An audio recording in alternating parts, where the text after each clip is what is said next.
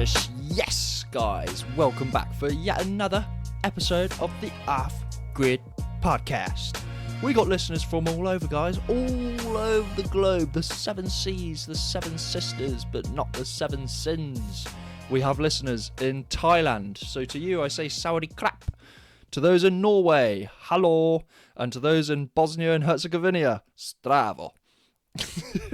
I don't know any of them. I actually had to check what they were, but God, it made me sound good. It made me sound nice and rounded, worldly and cultured. Now, this week, we are talking with the Brooner. Now, he goes by the real name of Liam, but the Brooner just sounds way cooler. Now, Brooner is a mountain leader in the Royal Marines. Bruha! Super funny guy. Really enjoyed this conversation. A deep thinker as well.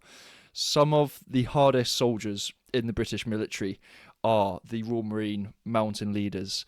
And I don't mean hard as in having a fight in a pub. I mean, they really are mountain trained to the amp. They endure. They go through a lot of cold weather training, this sort of thing. So it makes for a very great conversation full of stories and adventure. In this conversation, we talk about mutual friends in the Royal Marines. Ooh, if you're that friend, you're probably going, wait, what? Wait, what? Wait, what? Brooners Mountain Madness podcast. Failing in the outdoors as a rookie. Imposter syndrome in an elite military unit. The romanticising of risk and danger. The Royal Marine Mountain Leader course versus SAS selection. Solitude and self-discovery in the mountains, and living off-grid van life. Guys, let's get straight into this one. Hope you guys absolutely love this conversation. On with the podcast.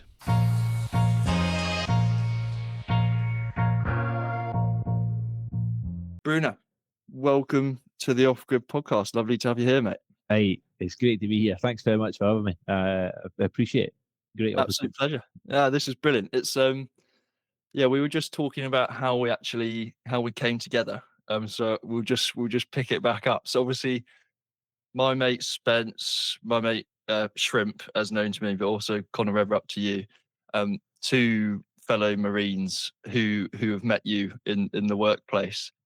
So how we actually found out about you is kind of this long story that goes almost 2 years back, right? So I was trekking in the Brecon Beacons with Spence at the time, and we were going on our own separate paths. It was like a final hurrah.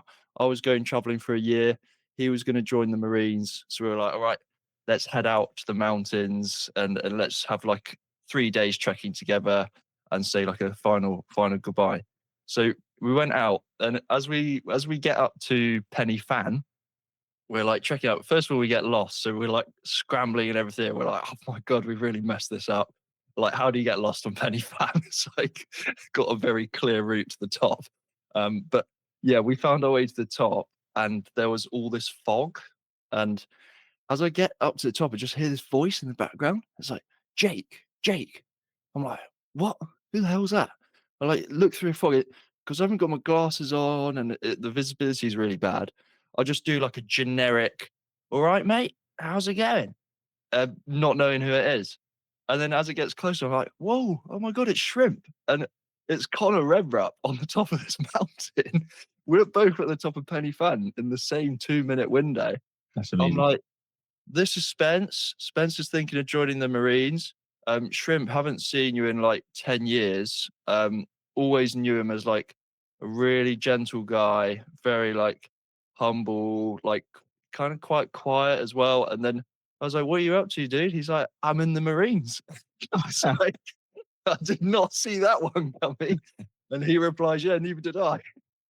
Anyways, we get talking, and yeah, sounds like you ended up bunking up with Shrimp in Norway, sharing a room. Well, that's exactly it. Yeah. So yeah, Connor, as I know him, I think he joined 4th Commando a couple of years ago now, and he joined the company I was in, and he moved into the flat that I was in. And I was saying to you beforehand, like with the lads that join, you know instantly what kind of person they're going to be. Do you know what I mean? If they're just by the way that they conduct their business and the way they do their thing. And I knew Connor was going to be a good lad.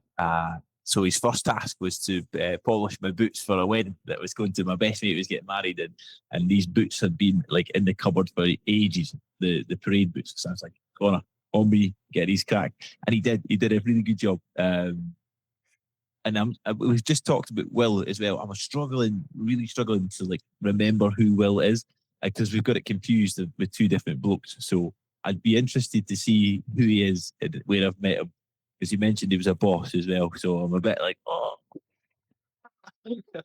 Staying under the radar. yeah, Um, yeah, yeah.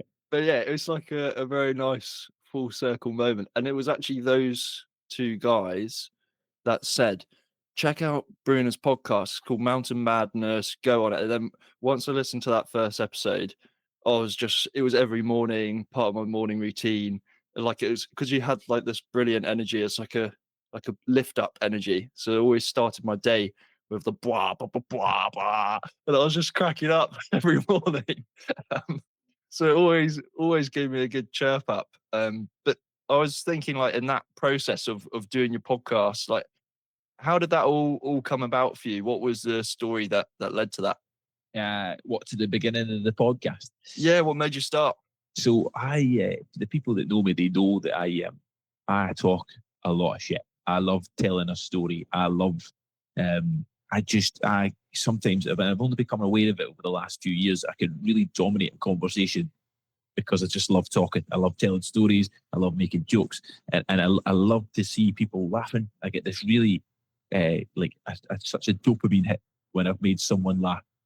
Some people might say that's like a red flag, but I really do enjoy like just making people laugh and having a good time. And I thought, how can I channel this into something that like I don't have to be like socially aware of, you know? So I thought, podcast, give it a crack. And it was a strange thing because I thought like maybe 3 people would listen to it, but I keep checking the stats regularly, and like nearly like 3,500 people have listened to that podcast, like or the series.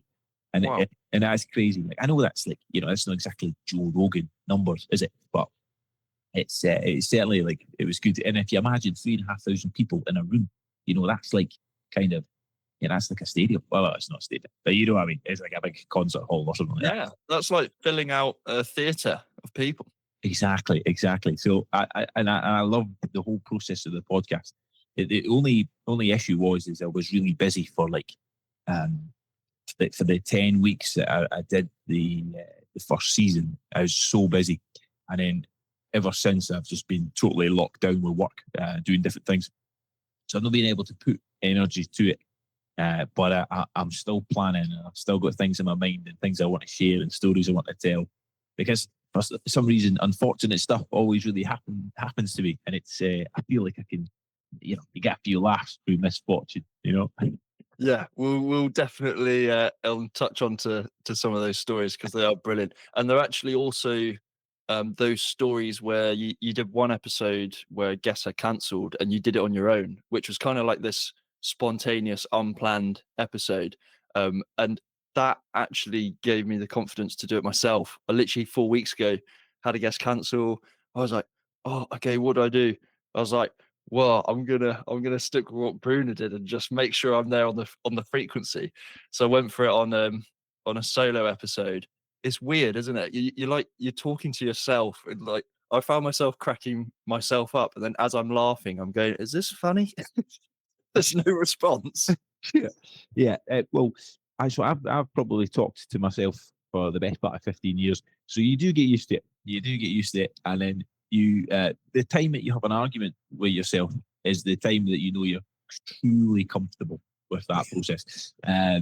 But that's really good to hear, and I'm glad that's a positive. My absolute three celled brain has had an influence on your decision making. So I'm glad, and I will listen to that episode after this because that's just exciting. It's good. Yeah, please go for it. And there was also the guests that you had across that period of time on your particular podcast that were just super cool and really, I guess it's kind of understated in the sense that they might not have had loads of followers or people don't know about them, but then they just reveal these stories over a period of 45 minutes about these incredible things. And a lot of them were quite open about, their childhood, what led them to going outdoors and things like that. And I was really amazed at these very ordinary people who just end up doing incredible things without feeling any need whatsoever to tell people how sort of impressive they are or whatever, which I think these days is quite rare. It totally is. And the thing, you hit the nail on the head there, because the idea for the podcast was to be kind of, be a bit silly and be a bit funny. But like, for me, getting into the outdoors and gaining experience in the outdoors was a bit of a challenge, because I've got a problem with people who like to sort of toot their own trumpet and, and sort of like share the best bits of their life. But what I needed when I was getting into the outdoors was just normal people doing this stuff. And I thought, well, if that's what I needed, maybe that's what other people need. And I'm just aiming to speak to people who, like you say, are just completely normal, just crack, just get on with stuff. And I've had loads of people get in touch and say that that's inspired them, or hearing the stories of like past failures has like sort of, made them feel confident that it's okay to not get things right and everybody's human and make mistakes, that kind of thing. So that was the sort of idea. That was a serious point for the podcast. And then talking absolute rubbish was the other point. Yeah, I mean, there's always the initial drawing, the branding, as it were, to the serious message behind it. Sure. But yeah, it definitely came through, like this idea of you were very open about this fact that right now, if anyone was to look at you on Instagram or know your job role, mountain leader, raw marine is always out and around doing a lot of solo wild camps. It's very impressive and kind of up there in terms of like your skills and clearly like very experienced. But you were super open about saying like everyone starts from this point where you're just looking at a map upside down with your compass thinking that south is north or whatever, and you just got no idea what you're doing. And this kind of touching on as well this what seemed to be this kind of innate habit of yours to get rescued against your own will. only at sea. Only at sea.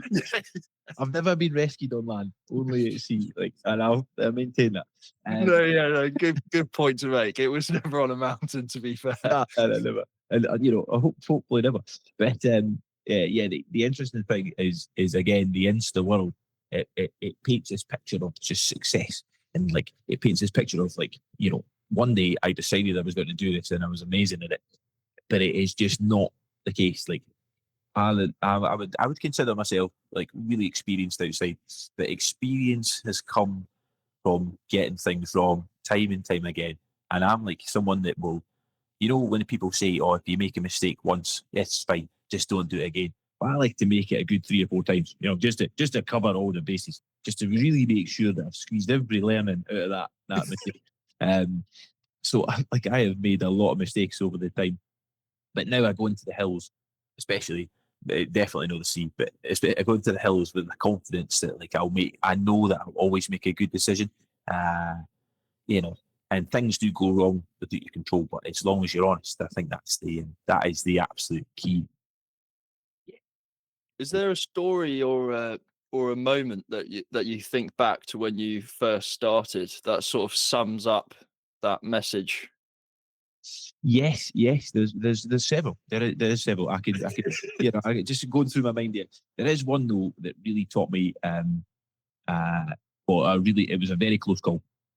So I was in the Cairngorms, and it was about this time of year actually. It was autumn, and I'd gone up.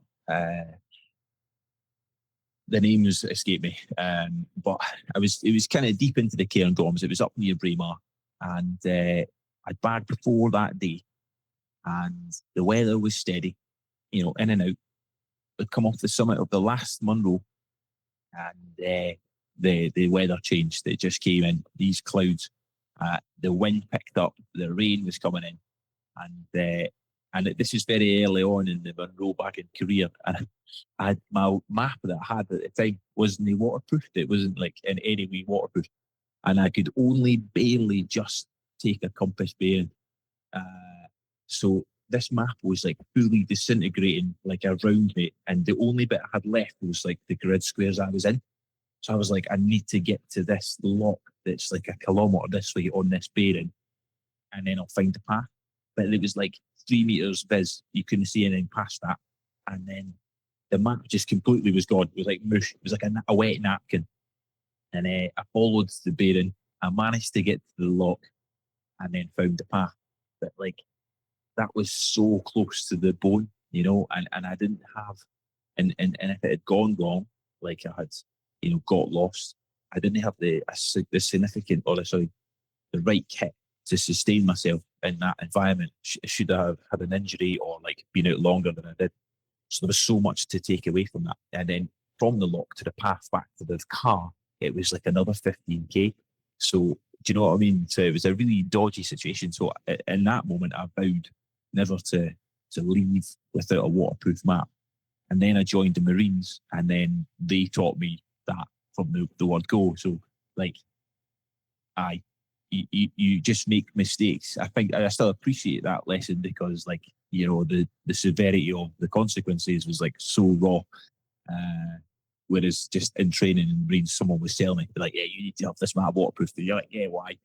So it's good. Do you know what I mean? It's good to understand. So that's probably one of the most significant ones. And it really is significant actually, because a couple of years later, I went back to the same area and did another Munro close by. And that Munro looked on to the one I had walked on, and I could see the lock. And I was looking at it through like a nice day, and I was like, wow, that was incredibly lucky and close, and but so remote. Do you know what I mean? Very close to being because of the remoteness of it. That's why it was risky. Sure, the remoteness and the weather was in.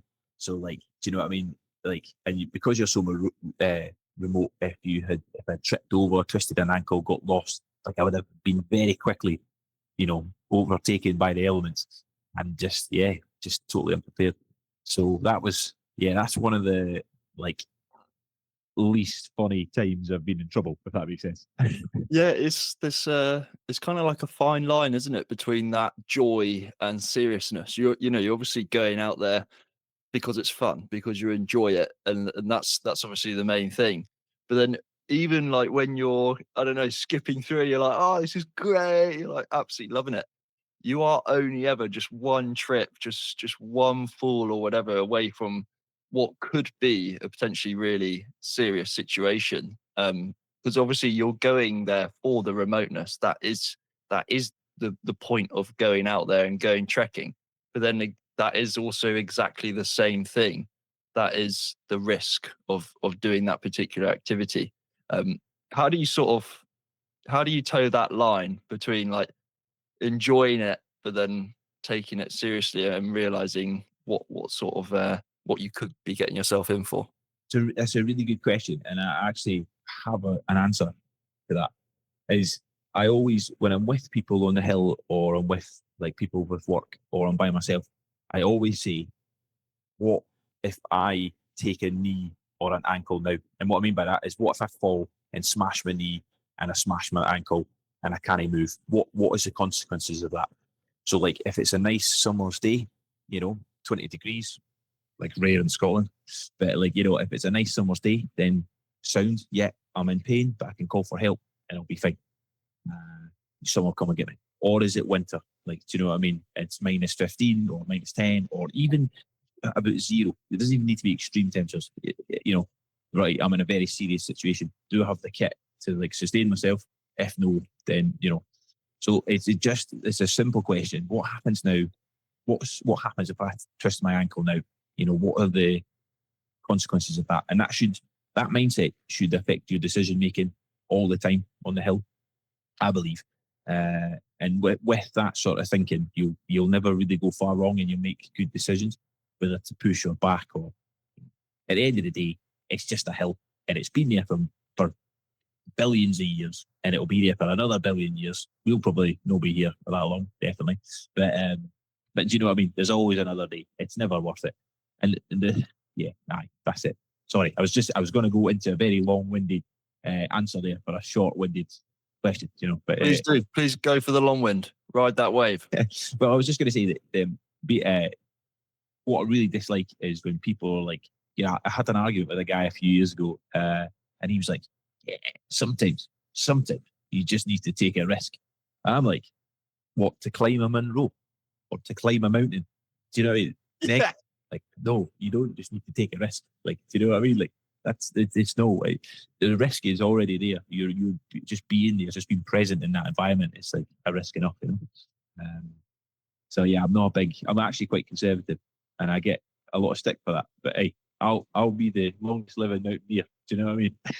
Where do you think that guy was coming from? Obviously, he's like searching for something. He's like, maybe he's looking for the adrenaline or he wants the rush. But when he's saying, sometimes you got to take the risk. Um, I'm pretty sure there'll be other people who probably agree with that, and well, are that sort of that way inclined of like seeking a thrill or something. But where do you think he was coming from? So first of all, lovely guy, really experienced, a really good guy. But I think it's the culture, isn't it? It's like and I'm guilty of this as well, of like reading the stories of the early mountaineers, the modern mountaineers, the risks that they're taking, and how it sells. Risk sells. You watch. Alex Honnold's free solo. You watch it because you think he might fall and die. That is that's in your mind, like you subconsciously or consciously, like you watch it because you think this guy, could fall, gravity's introduced and he's gone. So I think it's like a romantic version or vision of the outdoors. Sometimes you need to take a risk for glory, like Captain Scott getting to the Antarctica and all that sort of stuff. Like it's romanticized a little bit, but people learn fairly quickly when the chips are down, when you're like out there and you realize you're waterproof. Isn't that waterproof? Your map's gone and nobody's going to help you. The romantic sort of side disappears then. But yeah. Yeah, that's a really interesting point of view. That idea of like we romanticize risk and this idea like why are we so transfixed with these documentaries watching people free climb up a rock? It was because they could die. That's why. And Yeah.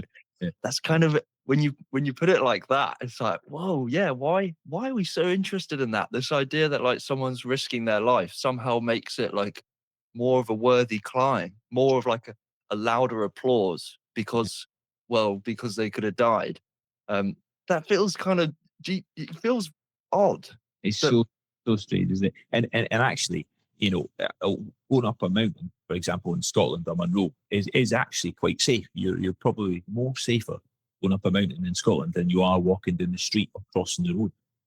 I would say getting on the bus or going running for the bus is probably more risky. But there's no any documentaries on that. Do you know what I mean? Nobody's bothered about getting the bus. It's do you know what I mean? So it's like it's really romanticized and but it has been through time, through history. As soon as the first explorers started going, and then Netflix tapped into it, and now we're here. Everybody's Instagram, everybody's a legend in their own right. So, it, I still think it's good though. It is good because I enjoy it. I enjoy the stories and stuff. But you quickly realise when you're climbing, for example. So like I was in Spain the other week climbing with my friend Johnny, and he was pushing me to climb harder stuff. Completely safe. We had a rope, do you know what I mean? Had a helmet, all the gear. But even when I was above my last bit of protection, I was like, yeah, I'm not romanticizing risk anymore. I'm just shiting myself. Do you know what I mean? yeah. There's definitely that point. I think it's different for everyone as well. That point at which it's like it's not fun anymore. You just want to get to the top or you want to get down, and you just don't want to be where you currently are on that particular climb. Exactly. But you're always on that line between joy and seriousness because it's so clear that you love the mountains, that you're like just this really outdoorsy dude who's like living life out there. You go on your own, you got this big smile on your face. It's like, wow, this guy is just he's loving it, and it's infectious. But then you kind of match that with this seriousness, which is kind of intertwined in your job as a Royal Marine Mountain leader. It's just like extremely serious job that you've got a lot of responsibility and there's potential that you could be going to war. You're a soldier. It's like Wow. Okay. So you kind of got two things going on there. For people that don't know, what is the role of a mountain leader in the Royal Marines? What do you guys do? So there's two sides. This is my opinion. Other MLs will maybe disagree or have things to add, but there's two sides to the job. There's like a tactical side to the job, so what you would do in times of war, and then there's a training side to the job.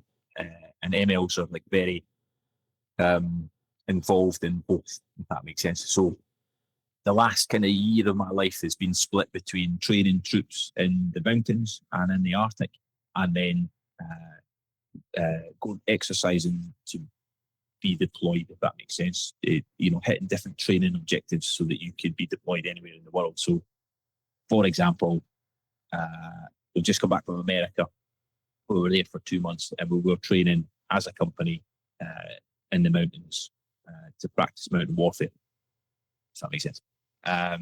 So that we do that, and then as a company or as like a team, and then this winter I will then remove myself from that team, and I will go to Norway, and I will instruct and teach troops, Marines, and people from the army how to survive, thrive, and then fight in the Arctic. So that's both sides of the job, really. And then there's loads of other sort of stuff you can get involved in as well. But in layman's terms, that's it. There's a tactical side, which thankfully we're not practicing real at the moment, and then there's a training side as well. So yeah, that's kind of a rough. I feel like I've not done it justice there. I'll probably get a bit of stick for that, but that's fine. That's fine. No, I think it's probably more of your humble nature than anything else. So I'll just say it for you. The mountain leaders, they are like some of the most elite soldiers out there. Some people even say that they are like even harder to get into than potentially the special forces. What is actually the selection process involved? Because I know it's long, isn't it? It's arduous. It's like a very enduring type of process. What's involved in that selection? Sure. Well, I'll first I'll say that I do agree that some of the people I work with, like, so when I did my ML course, the guys that I was on the course with, like, I look up to them immensely. Like, they are like such an inspiration to me because they embody everything that they are, like that eliteness that you talk about. So when I find that I'm in the same sort of organization with these people, I'm sort of like, how have I slipped through this net? Where's the problem here? Someone's paid someone. So it makes me like, when people say that, and I mean this in the best kind of way, it makes me like really uncomfortable because I feel like, I need to go and do something cool. Do you know what I mean? But I know what you're saying, but that's just part of the brand. The guys I work with are elite. I'm not too sure about me, but whatever. Yes. And then to add on to the what you said there about SF selection, I know right away people listening to this in the military will be like, well, hang on a second. So I'll just explain that. So Save my DMs. yeah. So yes, the selection process is extremely difficult and it's very long. And physically, yes, it probably is on par with SF selection or even slightly harder than certain aspects. But where the massive difference is that on the ML course, or to become a Royal Marines Mountain Leader, they will invest in you. So the instruction team will take you, you'll pass a pre-selection, they'll go, yeah, you're acceptable enough to come and try our course. And then through a period of 9 months, they will coach you and they will bring you on to the objectives that they want you to achieve. So for when I turned up, I come in, they're like, right, we're going to have our work cut out for us here. So they put a lot of effort and time to get me to the standards required. So that's what happens on an ML course. Going through SF selection, it is very, very ruthless and very cutthroat. If you fail something or you do something that they don't like, you're gone. And like they don't even want to know you, and until like you've passed everything. So, and I agree with that because you need people that are like mentally strong to get over that. So they're very different. But in terms of the miles run, maybe we do run a few more miles. I'll take that one, but it is different in that sense. So hopefully that saves the DMs. Yeah, yeah, yeah. Were, were there points during your selection, um, given that it's going over such a long period of time? Were there ever periods of time where you thought, I'm thinking of packing it in, where you're just at your lowest ebb? Yes, actually, there was. Yeah, there was.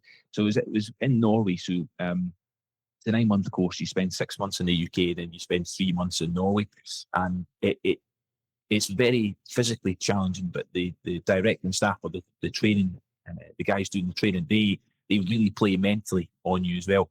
And I started the course being like, yeah, it's just a game. It's going to be fine. I'm like totally robust to it. But like by day three, I was like, oh my God, like, do you know what I mean? Like, trying to phone my mum, but like, no signal in Norway. But there was a time actually where I've never actually really told this before. So I was given an appointment of command of an exercise, and you have to deliver orders to your troops before you go on the ground. And my orders, I failed that set of orders. So I was told by them that it wasn't good enough and I'd have to do it again. And this had been off the back of like being in the field for a week anyway. So I was like, and mentally I was gone. I was like, right, this is it. I ain't doing this now. I'm going to say to the sergeant, listen, I'm done. That's it. And I spoke to some of the lads and they were like, nah, don't. And I was like, no, I'm going to tell him. I'm going to tell him. I'm not doing this. And I was on my way to tell him that I'm not doing this. And then as I was on the way, we got called into like another briefing. And the brief was just basically the avalanche warning has gone up to level 4, which it very rarely does, right? And we now cannot deploy on exercise for another 48 hours, right? And now I've never been a religious man. I do not believe in any other higher power. But that day I was like, there's been some kind of divine intervention here, because I was just about to go and say to the sergeant, that's me done. I'm out. I'll be a driver. And this has happened. So that 48 hours allowed me to just get all my shit in one sock and come back a wee bit stronger. And the sergeant was like, what did you want to speak about? And I was like, nah, you're fine. You're fine. Sorry. So that was, I almost packed it in. I was very close. In my mind, I was going to pack it in. Wow. So you said, just to say, loving the course, just let's It's keep this going.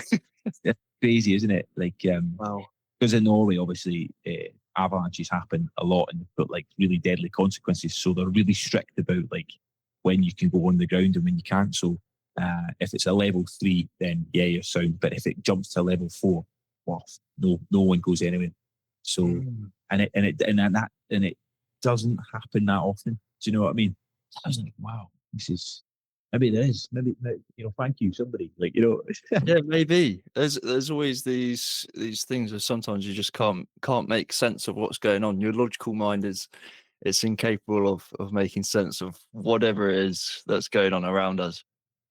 It's very interesting. We've been speaking for 2 months now, Yeah. chatting away and been like watching what you're up to and everything. And it seems quite clear that when you speak about yourself and your skills, you seem to be a little bit uncomfortable, and that's obviously like part of your nature, but it almost seems to go beyond humbleness. It's like you sometimes, like, there seems to be a bit of you that kind of really does believe that maybe you did slip through the net, or that somehow you're maybe not meant to be where you are. Where do you think that comes from? That's a deep question. You've actually caught me like heavy off guard there, because that is actually probably one of the things that everybody's got a thing, don't they, that they live with that's probably not quite right. And mine is, I am controlled by this imposter syndrome. Like, yeah, like sometimes this thing will keep me awake at night. I'll just be staring at the ceiling, just like, how the hell has this happened? How am I here? And it literally takes over my life. And especially on the ML course, when I did that, I'm not ashamed to admit this or talk about it, but daily I was battling with that every day because I was looking at some of the guys, and I was actually working with the guys that I was on my ML course with last week, where I was in the field with them. And it's the same again. I'm looking at these guys, and I'm just the way they conduct the business. And I think, how has this happened? How am I operating or doing stuff next to you? And they look at you like, you're the same. And I just, what? It blows my mind.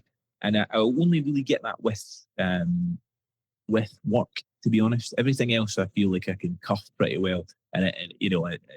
But like the guys I work with, I really, really, really, really respect.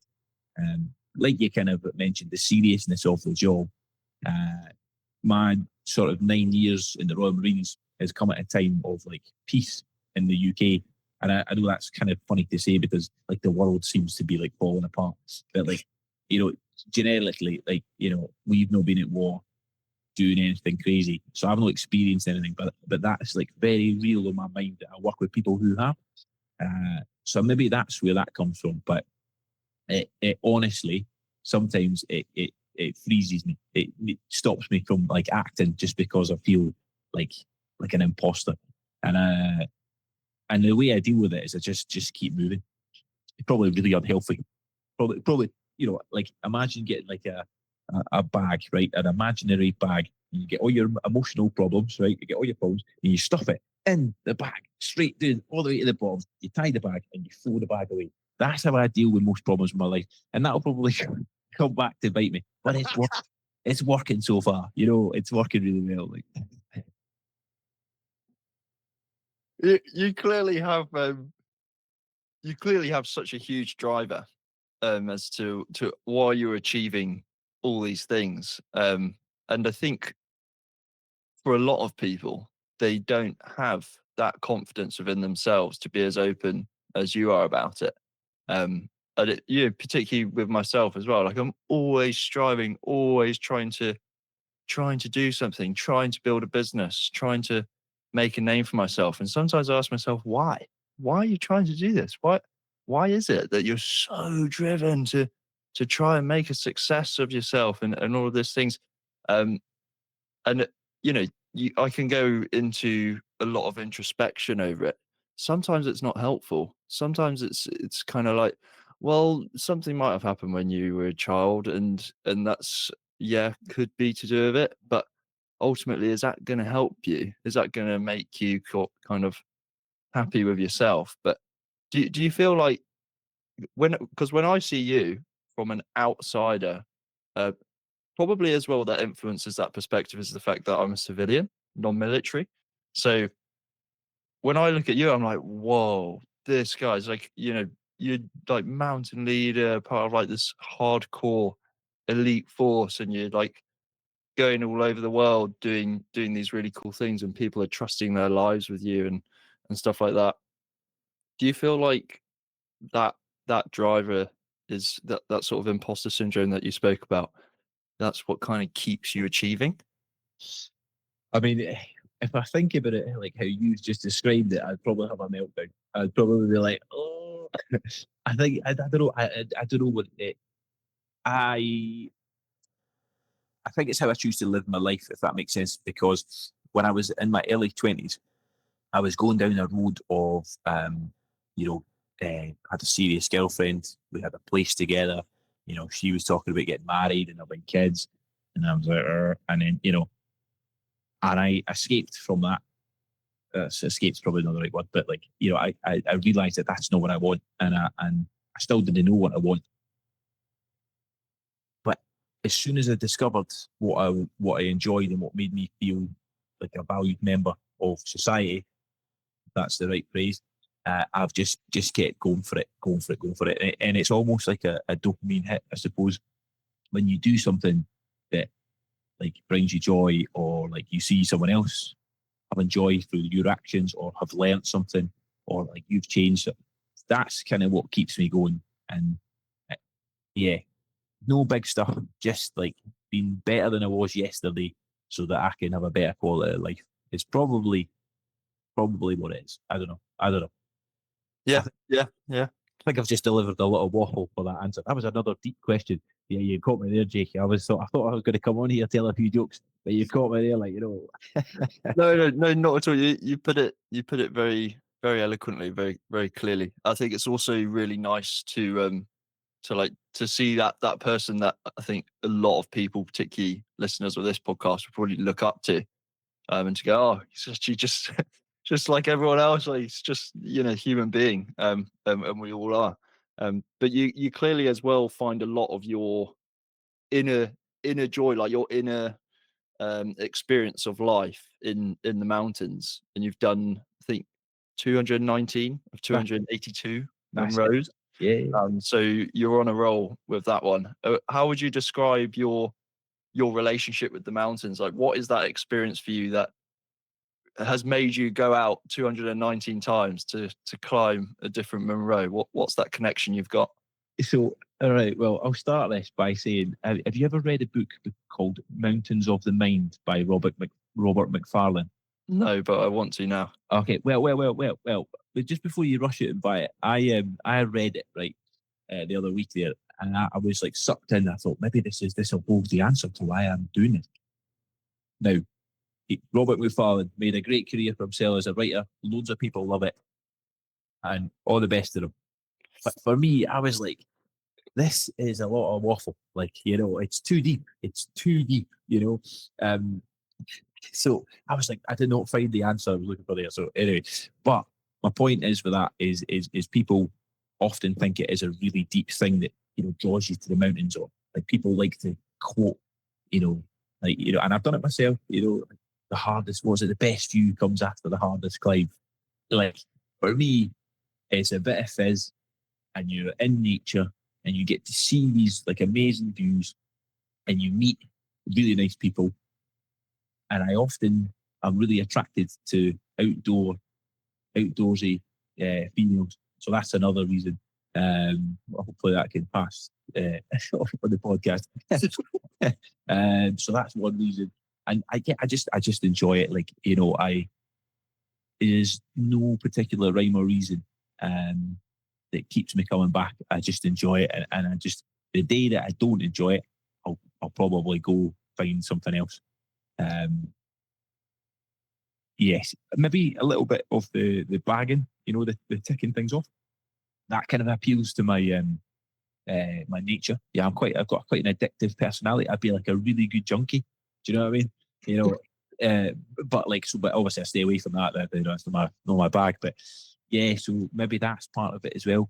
But that feeling you get when you're out in the hills and you come back, and you just, you know, when your body's tired, but it's good tired. It's like you feel satisfied. I get that all the time when I'm in the hill. Yeah, what I've done there is I've slated someone else's work for being too deep, and then I've ended by being quite deep. So maybe me and Robert McFarlane should just get a pint together. Do you know what I mean? Hopefully he doesn't listen to this, because it was a great book. It was a great book. Loved it every second. It's clear as well that you've obviously got that very very, very comfortable in your own company, and going out there and doing your own thing, which I feel is a great skill. Particularly in today's age, everyone's like always busy, always distracted. They've always got like entertainment on their phone or something going on. To be able to just go out into the hills, not have any signal. Um, I actually think, as simple as that sounds, for a lot of people, that would be extremely hard, just to spend a few moments with themselves for a little bit of time.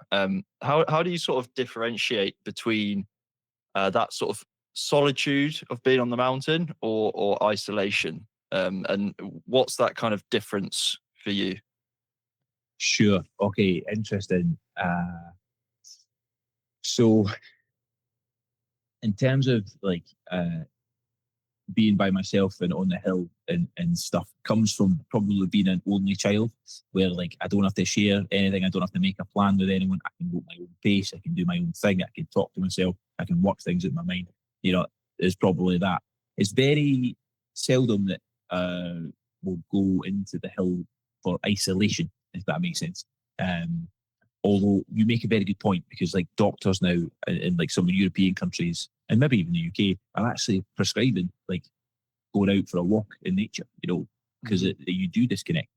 So I think that's probably for me a subconscious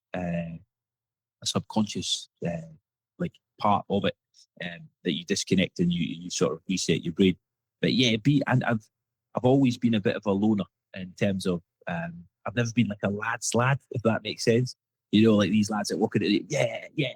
I've never ever been like that, and I've always wanted to talk about things that like are probably not like what lads want to talk about.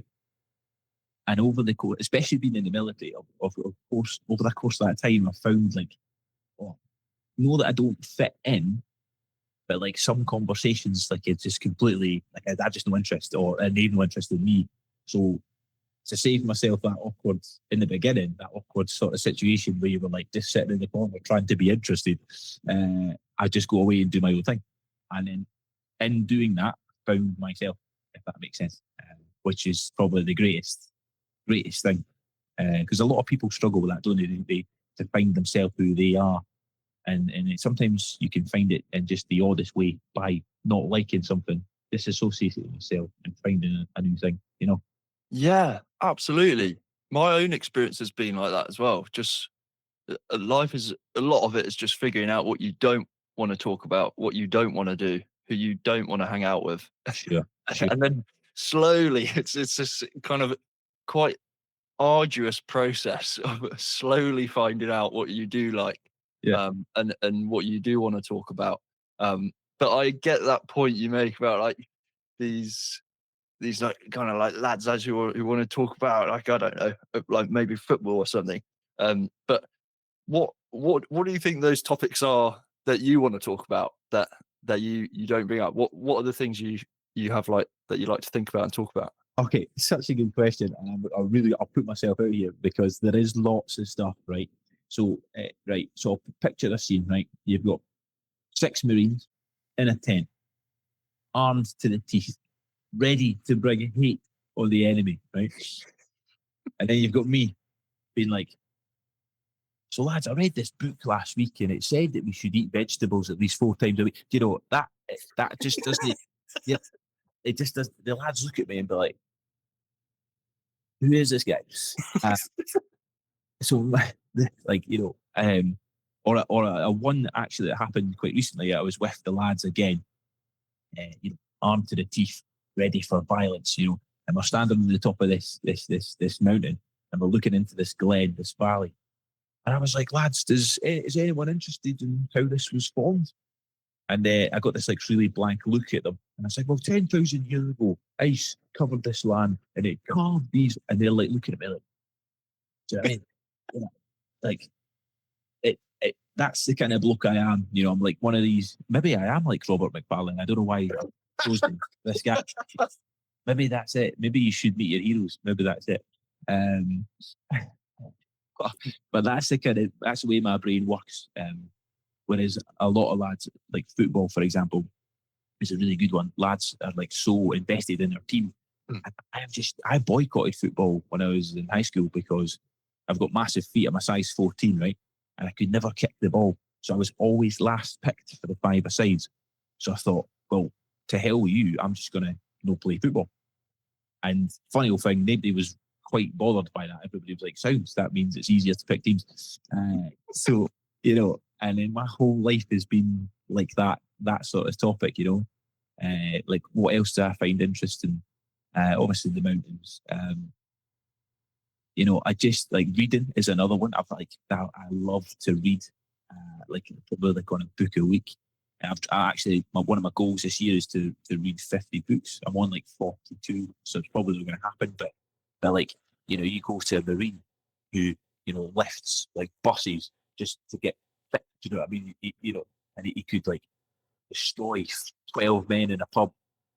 And I go to him, oh, have you read George Orwell, 1984? And he's like, do you know what I mean? Like, and then he punches me, and that's the kind of that's what I'm dealing with, or they're dealing with. Sorry, they have to like have this sort of like deep thinker of a bloke, and you can imagine that goes with the lads. Now, let's just talk about women, for example, right?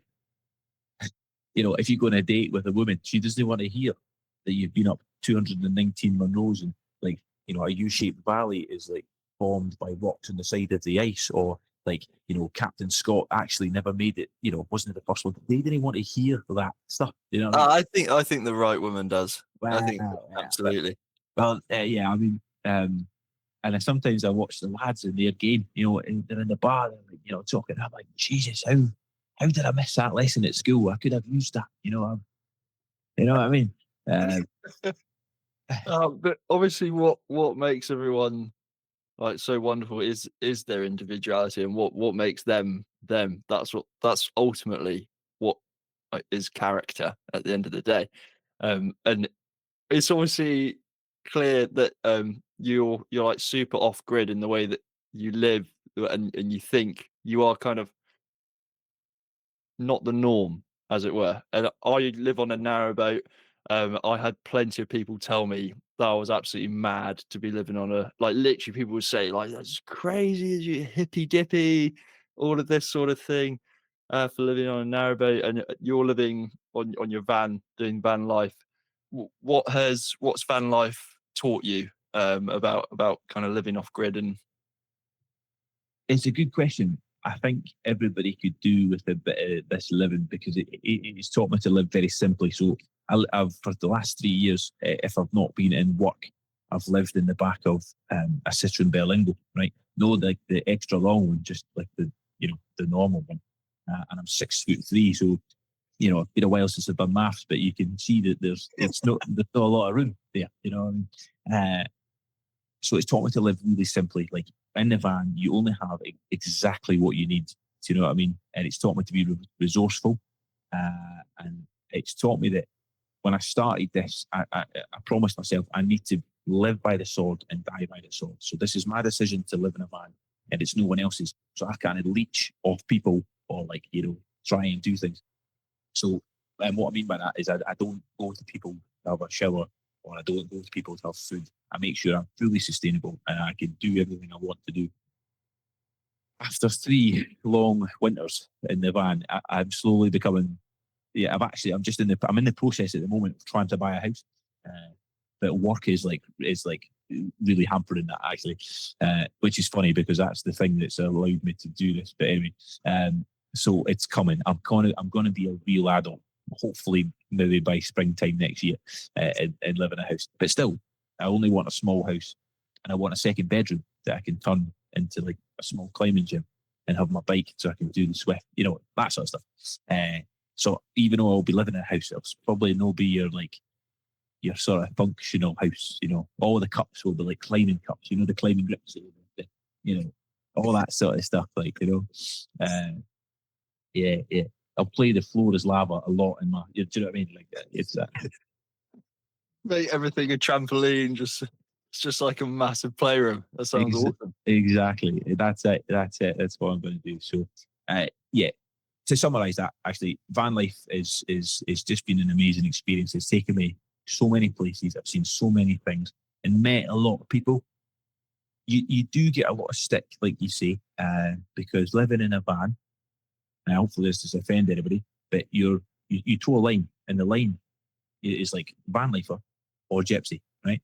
You're sort of like, and in Scotland, that's like it's almost seen as a bit of an insult to call someone a gypsy, which I'm sure it is in many other places. But people live their life and how they want to live their life. But Hmm. there's a very thin line between van lifer and gypsy, and I feel like I've been treated like the other half before. But it is what it is. You do get stick now and again, but I've loved it, and I can't wait to be. Well, I can't wait, but like when I'm older, and I'm telling people about like my experiences in life, like how I lived in a van for 3 years. I think that's so cool. But again, this goes back to that other question. There's many people out there that do not think that's cool. You live your life how you want to live your life, and that's it. Exactly, spot on. You just live your life, and that is something that I really love about yourself, Boone. Is you really just super clear about what it is that you enjoy in life, and what it is that you're about, and what you want to read, what you want to talk, what you want to do with your spare time. especially where everyone seems to be doing the same thing the whole time. It's like everyone's a clone. We're all wearing the same clothes. We're all doing the same hobbies and getting the same jobs, moving to the same cities, etc. And yet you look at yourself, you really know what you're all about, and that is more rare and more refreshing, I think, than it's probably ever been with everything going on at the moment with people living very similar lives. So thanks for sharing what you're all about, and what you get up to. Absolutely love this conversation, and yeah, thanks a lot. No problem, mate. Listen, it is a joy to speak to yourself as well. And Jake, just remind me, how old are you now? How, 26. 26. So you've done 26 rotations of the sun, and what you're doing with this podcast and what you're doing to make your plan work is amazing. So just to give you a quick sort of summary of when I was 26, like I didn't know much about much. Like I was just hanging on to life by my eyelids. So what you've achieved at 26, it'll be really interesting to see what you achieve at 36 and where you'll be. So I'm excited to see that. And thank you very much for getting me on your podcast. It's been great. Cheers, Bruna.